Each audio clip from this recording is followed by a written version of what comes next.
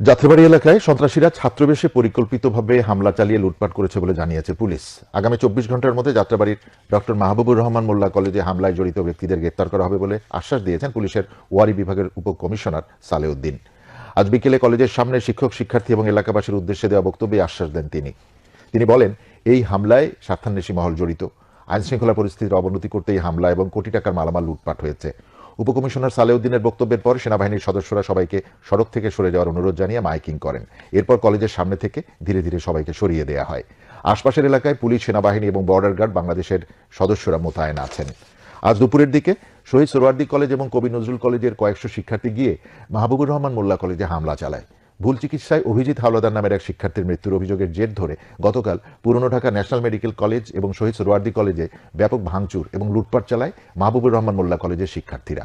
প্রত্যক্ষদর্শী এবং সংশ্লিষ্টরা জানিয়েছেন, আগের দিনের হামলার জের ধরে আজ মাহবুবুর রহমান